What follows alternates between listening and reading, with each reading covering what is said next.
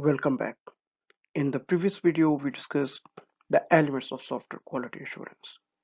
In this video, we will discuss quality assurance activities from the perspective of defect management, and we will also see a classification scheme for the quality assurance activities. So for that classification technique, we will actually discuss three types of activities, which are defect prevention, defect reduction, and defect containment.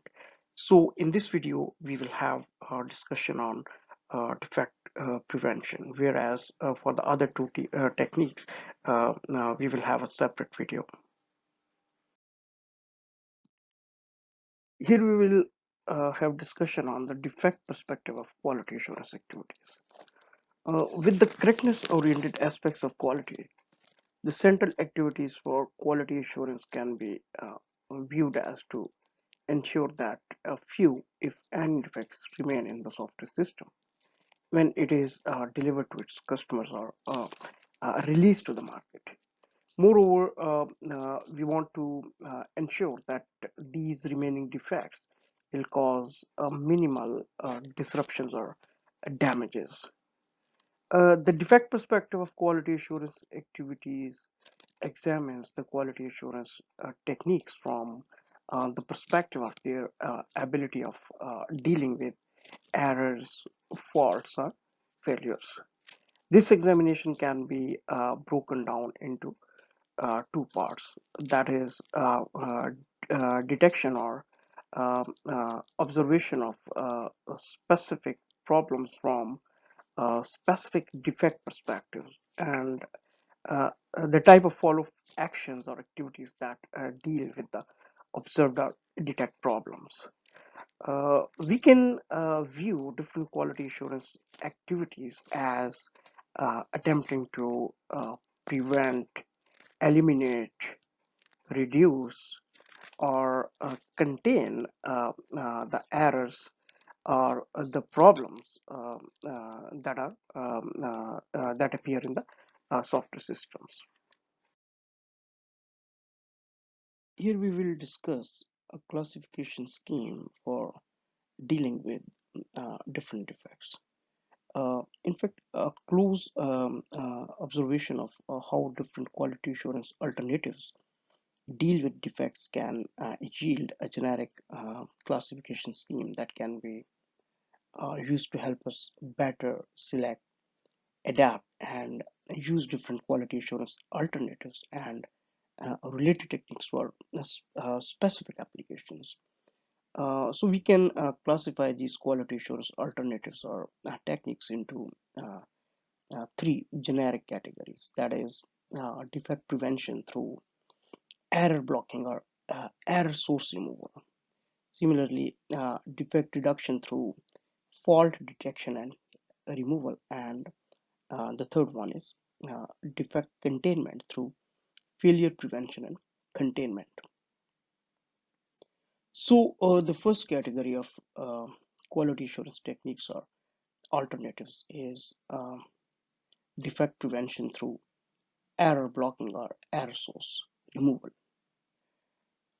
These quality assurance activities uh, prevent certain types of faults from being injected into the software. Since errors are the missing or incorrect human actions that lead to the injection of faults into software systems, we can directly correct or block these actions or remove the underlying causes of these errors. Therefore, defect prevention can be done in two generic ways. That is, first, uh, eliminating certain error sources, such as eliminating ambiguities or correcting human misconceptions, which are the root causes for the errors. And the second way is fault prevention or blocking by directly correcting or blocking these missing or incorrect human actions.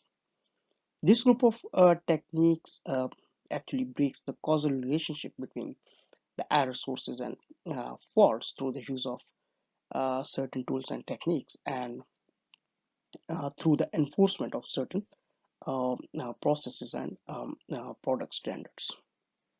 Then the second category is defect reduction through fault detection and removal.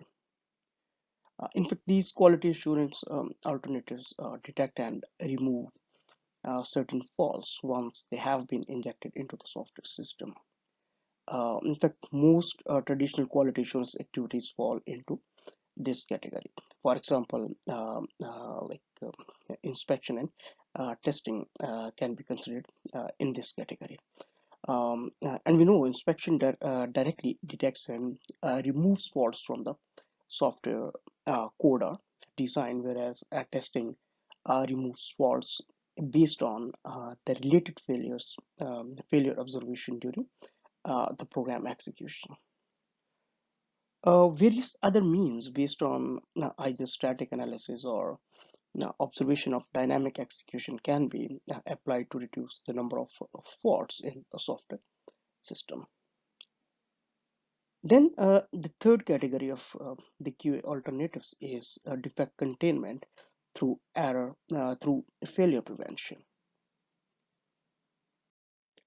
These containment measures focus on the failures by either containing them to local areas so that there are no global failures observable to users, or limiting the damages caused by the software system failures. Therefore, defect containment can be done in two generic ways. Some quality alternatives, such as the use of fault tolerance techniques, break the causal relationship between faults and failures so that local faults they do not cause any global failures, thus tolerating these local faults. And similarly, a related extension to fault tolerance is containment, where containment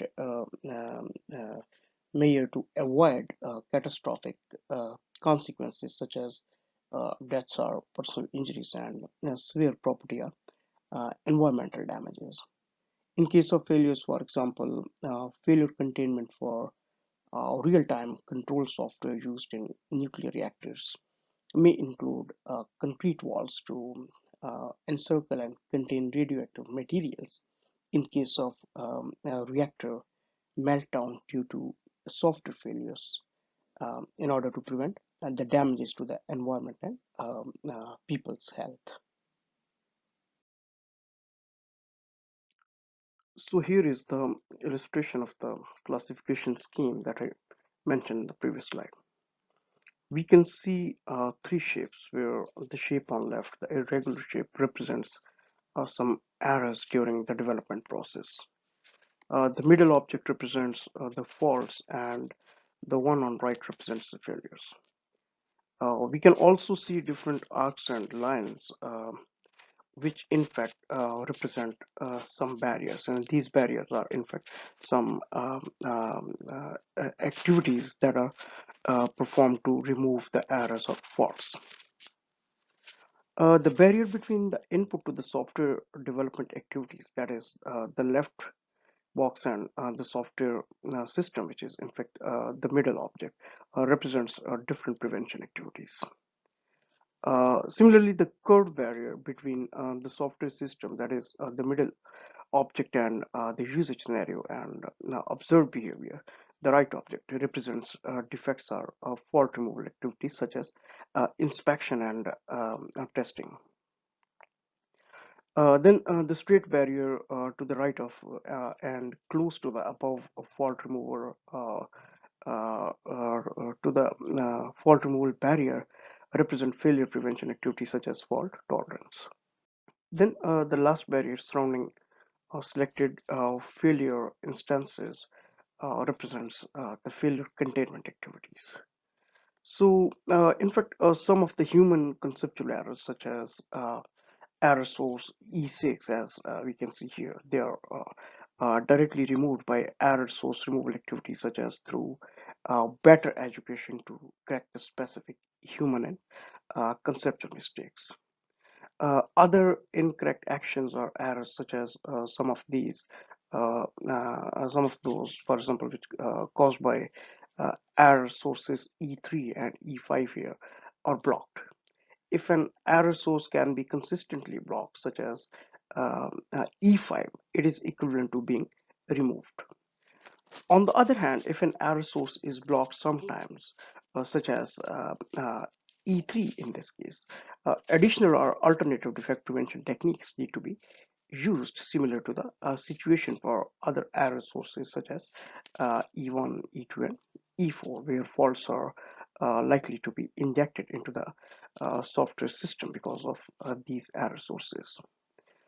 Uh, then some faults such as F4 are detected directly through inspection or other static analysis techniques and removed as part of or as a follow-up to these activities without involving the observation of failures. Then similarly, faults such as F3 are detected through testing or other execution-based quality assurance alternatives by observing their dynamic behavior. If a failure is observed in these quality assurance activities, the related faults are located by examining the execution record and removed as part of or as the follow-up to those activities. Consequently, no operational failure after product release will be caused by these faults. Then still other faults such as F2 are blocked through fault tolerance for some execution instance. However, fault tolerance techniques typically do not identify and fix the underlying faults. Therefore, these faults could still lead to operational failures under different dynamic environments. Among the failure instance, failure containment strategy may be applied for those with severe consequences. For example, X1 is here in this figure, an instance where failure containment is applied so that this failure does not propagate to the other parts of the system.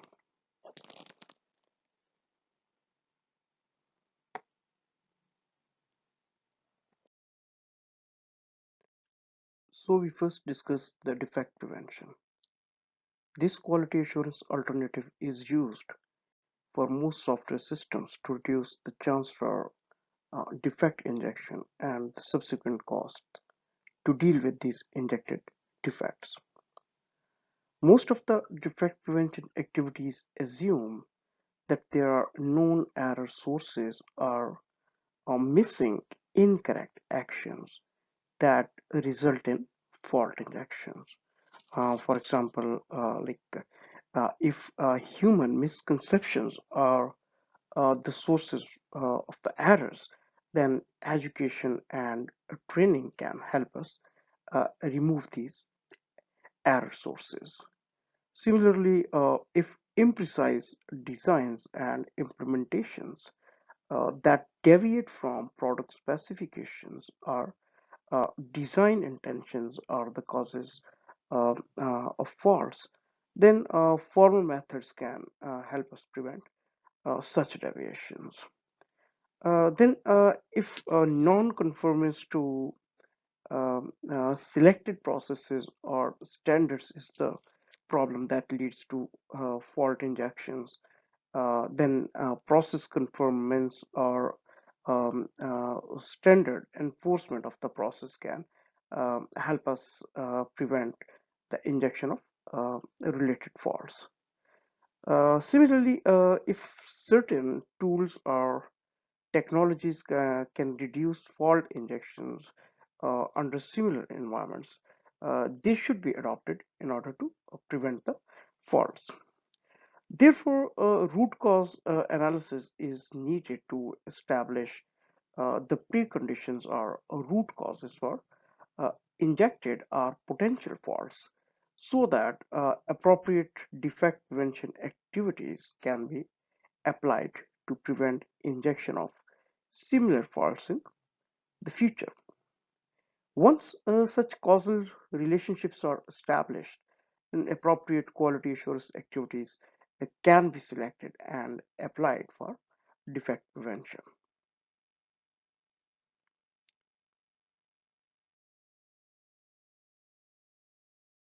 Here we will discuss some defect prevention activities. So we first start with education and training.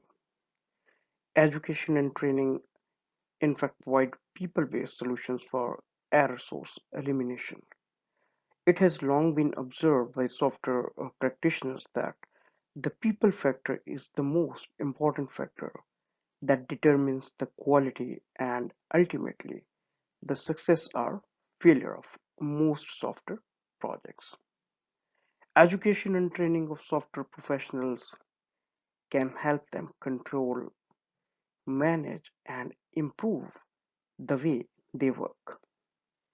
Such activities can also help ensure that they have few, if any, misconceptions related to the product and the product development. The elimination of these human misconceptions will help prevent certain types of faults from being injected into the software products or systems. The education and training effort for error source elimination should focus on certain areas. For example, these include product and domain specific knowledge, software development knowledge and expertise, knowledge about development methodology, technology and tools, and development process knowledge. So we will discuss each of these one by one. So first, product and domain specific knowledge. Uh, if the people involved are not familiar with the product type or application domain, there is a chance that wrong solutions will be implemented. For example, developers unfamiliar with embedded software may design software without considering its environmental constraints. That actually leads to various interface and interaction problems between the software and its physical surroundings. Then the second area is software development, knowledge and expertise. And in fact, it plays an important role in developing high quality software products. For example, a lack of expertise with requirement analysis and product specification usually leads to several problems and in fact requires rework in subsequent design, coding and testing activities. Then knowledge about development methodology, technology and tools. In fact, this type of knowledge also plays an important role in developing high quality software products.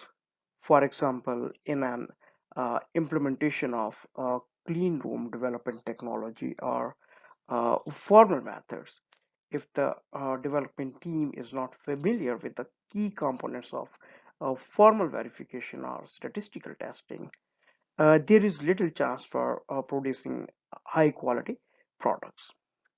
And finally, the development process knowledge.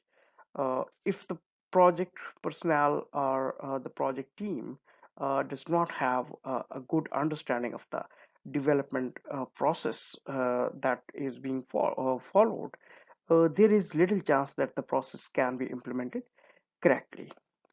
For example, if the people involved in incremental software development do not know how the individual development efforts for different increments they are integrated or they fit together, the uncoordinated development may lead to many interface or interaction problems.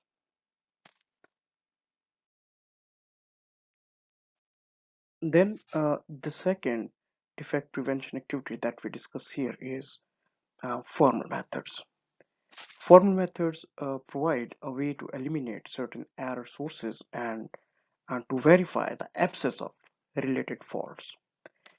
Formal development methods, or formal methods in short, include formal specifications and formal verification.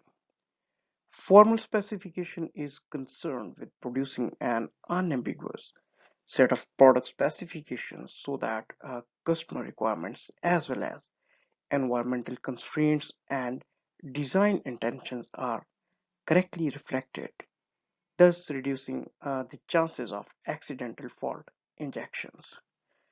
Formal verification checks the conformance of software design or code against these formal specifications, thus ensuring that the software is fault-free with respect to its formal specifications. So various techniques exist to specify and verify the correctness of software systems. We will discuss some of the techniques here. The oldest and most influential formal method technique is the axiomatic approach. In this approach, the meaning of a program element or the formal interpretation of the effect of its execution is abstracted into an axiom. Additional axioms and rules are used to connect different pieces together. Mainly, two components are there in this approach. That is, a set of formal conditions describing the program state before the execution of the program, and this is called precondition. Whereas the second component is postcondition, which is in fact a set of formal conditions describing the program state after the program has been executed. So this approach verifies that a given program satisfies its prescribed pre and post conditions. Similarly, other influential formal verification techniques include the predicate transformer based on the weakest precondition ideas. And similarly, some program calculus or functional approach heavily depend on the mathematical functions and symbolic execution.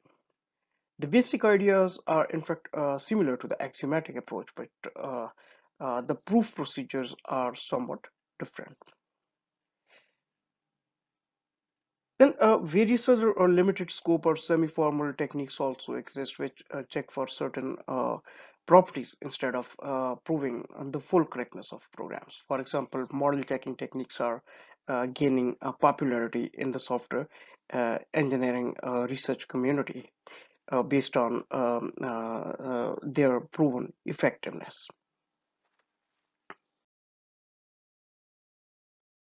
Besides the formal methods we discussed, the appropriate use of other software methodologies or technologies can also help reduce the chances of fault injection. Many of the problems with low quality software could be addressed by following some discipline methodologies. In fact, a better and managed process can also eliminate many systematic problems. For example, not having a defined process or not following it for system configuration management may lead to inconsistencies or interface problems among different software components. Therefore, ensuring appropriate process definition and conformance helps eliminate such error sources. Similarly, enforcement of selected standards for certain type of products and development activities also reduces fault injection. Sometimes specific software tools can also help reduce the chances of fault injection. For example, a syntax-directed editor that automatically balances out each open parenthesis with a closing parenthesis can help reduce syntactical problems in programs written in C language. Additional work is in fact needed to guide the selection of appropriate processes, appropriate standards, tools, and technologies, or to tailor existing ones to fit the specific application environment. In fact, effective monitoring and enforcement systems are also needed to ensure that the selected processes are standards are followed, or the selected tools or technologies are used properly to reduce the chances of fault injections. So that's all about our discussion on defect prevention techniques. This also concludes our lecture. In the next lecture, we will have discussion on defect reduction and defect containment techniques. Please watch that lecture. The materials in this video are based on our course book titled Software Quality Engineering, Testing, Quality Assurance and Quantifiable Improvement by Jeff Tian. Thank you.